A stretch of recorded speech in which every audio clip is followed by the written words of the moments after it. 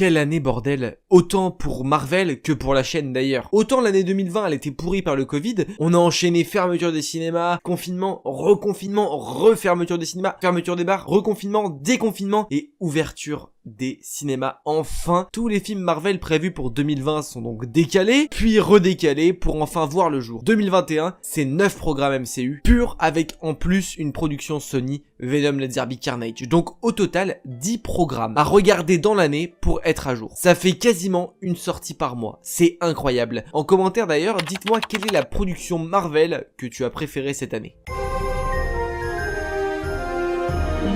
Janvier, c'est le premier mois de l'année, ça je pense pas vous l'apprendre. Avant ce mois de janvier, nous avions eu plein de promesses concernant un tas de projets et notamment une grande nouveauté pour les fans du MCU, l'arrivée des toutes premières séries dans la chronologie du MCU. Tout le monde attendait de voir ce que pouvaient donner des projets aussi ambitieux comme Loki, WandaVision ou encore What If. Janvier sera donc un mois à marquer au fer blanc car il lance l'industrie de la série MCU sur Disney+. La toute première à pointer le bout de son nez, c'était WandaVision. Une série qui sur le papier pouvait en effrayer plus d'un avec le côté justement sitcom, épisode en noir et blanc, etc. Mais qui est pour moi la meilleure série du MCU. Depuis Avengers l'Ère d'Ultron, on attendait justement de voir le vrai potentiel de Wanda Maximoff et on a été servi. Wanda devient après la série la Scarlet Witch, découverte aussi d'Agatha Harkness, big coup de cœur d'ailleurs. C'est aussi grâce à cette série que nos espoirs et théories concernant les 3 Spider-Man sont nés. Dans l'épisode 5 de WandaVision, nous avons la première incorporation d'un héros venant d'un autre univers, le Pietro Maximoff des X-Men. Là où pour la série ça a été un vrai troll, nous étions quand même dans l'idée que tout était désormais possible. Janvier, c'est donc également les premières infos, les premiers leaks, les premières théories, les premiers indices du film le plus attendu de l'année, Spider-Man 3. Février, c'est pas le mois le plus important, car en vérité, il n'y a eu aucune vraie sortie, que ce soit série ou film. Mais février, c'est aussi le mois le plus court de l'année. Ouais, ça aussi, je pense pas vous l'apprendre. Hein. Février, c'est l'arrivée de la toute première info officielle de la part de Sony concernant Spider-Man 3. Nous y découvrons donc que Spider-Man 3 se nommera Spider-Man No Way Home. C'est réellement ici que la folie Spider-Man No Way Home démarre. On apprend également en février que les séries Marvel Netflix pourraient être de retour, ou qu'en tout cas certains personnages pourraient revenir dans le MCU, comme notamment Daredevil. Mars, c'est le mois de la première clôture. En effet, le vendredi 5 mars sera le jour de la sortie du 9e épisode de WandaVision. Et quel final incroyable. Nous n'avons eu que 2 semaines pour nous remettre de nos émotions, car juste après arrive la nouvelle série du MCU, Falcon and the Winter Soldier. La fin de Avengers Endgame est enfin évoquée, mais qui sera donc le nouveau Captain America ? Avril, c'est tout de même un bon mois pour Marvel. Nous avons la découverte du Faucon de l'Amérique, Sam Wilson, qui devient donc le nouveau Captain America, Bucky Barnes, qui en a enfin fini avec son rôle de soldat de l'hiver, découverte également d'un des personnages les plus détestés à l'heure actuelle de l'univers Marvel, j'ai nommé US Agent, ou John Walker pour les intimes. Retour de la famille Carter avec Sharon, alias Power Broker dans la série, qui est donc teasé d'ailleurs pour revenir à un moment donné, avec des actions qui risquent d'être plutôt aux limites. Sans oublier le génialissime Batroc et son accent légendaire, et cette réplique culte désormais, Pique-nique, Juste ce que tu voulais.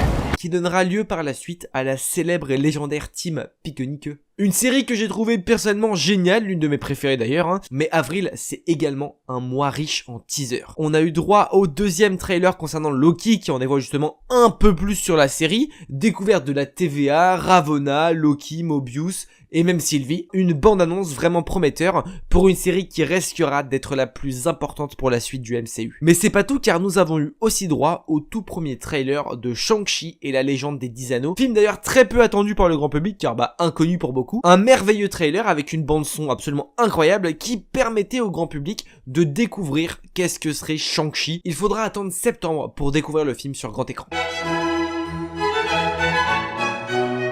Mais commence par une vidéo officielle de la part de Marvel Studios dévoilant tous les titres et certaines dates pour les prochains programmes du MCU. De quoi nous hyper très fort pour tout ce qui allait arriver pour cette année et même les années à venir. Mais non, les teasings pour le mois de mai n'étaient pas finis, bien loin de là. Car nous avons eu droit le même mois au tout premier trailer concernant Venom Let There Be Carnage, mais aussi tout premier trailer de Eternals. Nous avons, grâce au trailer de Venom 2, un joli avant-goût de la bonne chiasse que le film sera. Bon, je suis un peu méchant avec Venom, bien que bien sûr ce soit mérité, mais il faut avouer quand même que le teasing de Carnage fut une bonne surprise. Quant au cas Eternals, j'ai découvert grâce à cette bande-annonce un univers que je ne connaissais mais alors que très peu, et qui m'a finalement laissé l'eau à la bouche jusqu'à donc la sortie du film qui sortira en novembre.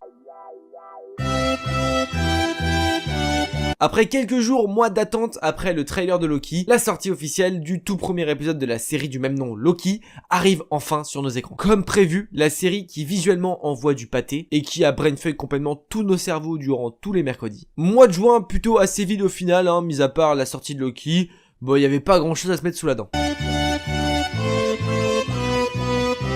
Juillet, premier mois d'été, là où la plage t'attire plus que la caméra. Bon, je suis pas là pour raconter ma vie, donc j'arrête. Juillet restera un mois important de cette année Marvel, car il symbolise le retour au cinéma. 2 ans après le dernier film Marvel. Le retour sur le grand écran et l'arrivée d'un des films les plus repoussés de tous les temps, Black Widow. Alors certes, ce n'est peut-être pas le meilleur film du MCU, je le conçois. Mais dans tous les cas, il est moins pire que Venom 2. Et le film, dans tous les cas, restera tout de même comme étant le grand retour des films Marvel au cinéma. Et qu'est-ce que ça fait plaisir, bordel. Juillet, c'est aussi le début de la folie Spider-Man No Way Home. C'est là où on se réveillait chaque jour, espérant avoir le trailer. C'est là que tous les jours, toutes les semaines, tous les mois, on avait une nouveauté pour dire demain, il y aura le trailer, demain, semaine prochaine, il y aura le trailer, l'année prochaine, il y aura le trailer, dans 8 ans, il y aura le trailer. On avait tous les jours des nouvelles infos concernant ce fucking trailer. Et au final, on pouvait toujours attendre parce que en juillet, nada mon pote. Rien. Ah là là. Que dire de août? Déjà, mon petit mot perso, mais ce fut le mois le plus prolifique pour la chaîne YouTube grâce à cette fichue nuit du 24 août. Je crois que je m'en rappellerai longtemps et que beaucoup d'entre vous aussi s'en rappelleront. Après avoir guetté les réseaux tous les jours, avoir activé les notifications de tous les comptes Sony possibles et inimaginables, la bande-annonce officielle de Spider-Man No Way Home a vu le jour et est sortie en pleine nuit à 4h du matin ce 24 août. La bande-annonce a littéralement explosé YouTube, les tendances n'étaient remplies que de ça. Le trailer a battu des records de vues en si peu de temps, c'était juste ouf. À minuit, je me suis dit, dans tous les cas, j'ai envie d'attendre le trailer, alors pourquoi ne pas l'attendre avec tout le monde en fait finalement? Pourquoi pas attendre ce trailer avec des gens? Au départ, je pensais qu'on allait être une vingtaine sur le live vu l'heure, et au final, on a été quasiment plus de 1000. Bon, puis en parallèle, août, c'est aussi le mois de What If. Autant le projet était prometteur, autant le rendu beaucoup moins. Perso, c'est la série que j'ai le moins appréciée de toutes. Il n'y a pas un seul épisode qui a su me conquérir vraiment. Explosion dès le premier jour de septembre. Sortie du nouveau héros du MCU, celui qui incorpora le monde asiatique et la fantasy dans le MCU, j'ai nommé Shang-Chi, la légende des 10 anneaux. Un film que j'ai trouvé vraiment génial et que je place plutôt haut dans mon classement des films préférés du MCU. Mis à part quelques petites news à gauche à droite, il en était tout pour le mois de septembre.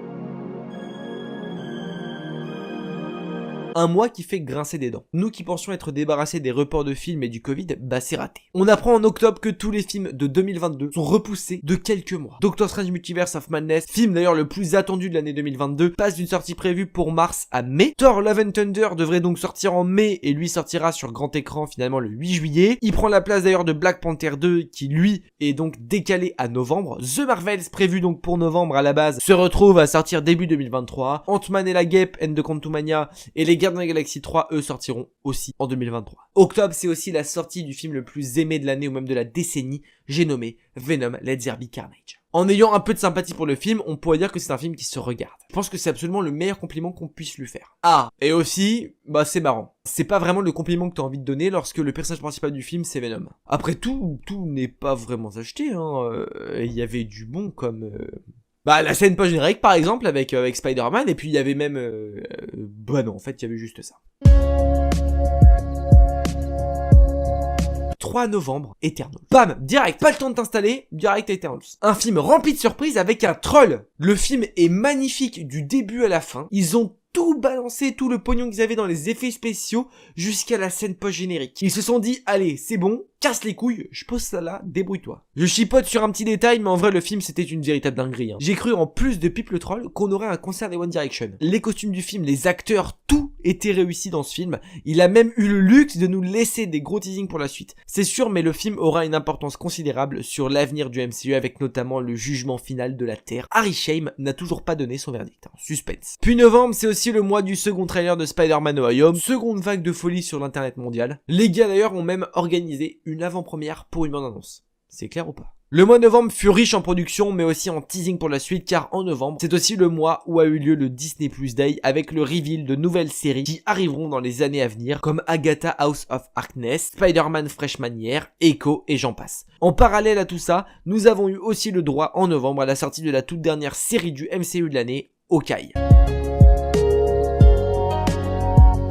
L'un des mois le plus attendu de l'année, autant pour les gens normaux que pour les gens qui aiment que Marvel. Il y a Noël, forcément, mais par-dessus ça, il y avait la sortie de Spider-Man No Way Home. Depuis des mois, tout le monde théorisait sur plein de choses. Allons-nous avoir les 3 Spider-Man? Est-ce que MJ va mourir? Qui va sauver MJ? Y aura-t-il un 6e méchant? Tant de questions qui nous trottaient dans la tête pour avoir une réponse le 15 décembre. Et je dois dire quel moment on a tous vécu. Andrew Garfield qui franchit le portail lorsque Tobey l'a franchi, l'exultation dans la salle. Wow, c'était magique. Ce film n'est peut-être pas le mieux réalisé, c'est sûr, mais il est tout de même l'un des films qui procure le plus d'émotions. De génération en génération, nous avons découvert des Spider-Man tous différents, et là ce film a permis de rassembler toutes les générations et de réaliser le rêve ultime des fans de l'homme araignée, rassembler les 3 Spider-Man. C'est le film de tous les retours. Grâce à lui, Matt Murdock rentre dans la MCU, et en parallèle à ça, le même jour, l'épisode 5 de Hawkeye sort, et là, arrivée du Caïd. Décembre était en fait la conclusion de toutes nos théories depuis le début de l'année. Un mois de décembre qui fut exaltant et passionnant pour tous les fans du MCU, mais en vérité c'est plutôt l'année entière qui fut incroyable. L'année la plus riche en termes de production, des séries, films, tout le temps, même pas le temps de se relever qu'une nouvelle production arrivait. Si certaines sont forcément beaucoup plus oubliables que d'autres, l'année aura été très mouvementée. Après 2 années sans activité MCU, 2021 a tout fracassé pour nous rapporter certaines des meilleurs films du MCU à l'heure actuelle. Une année 2022 qui s'annonce tout aussi exaltante que 2021. Préparez-vous et accrochez-vous donc, car 2022 s'annonce fortement chargé. Comme c'est un peu le bilan de l'année, j'aimerais faire un petit bilan aussi personnel. Mais du coup, c'était un peu la première année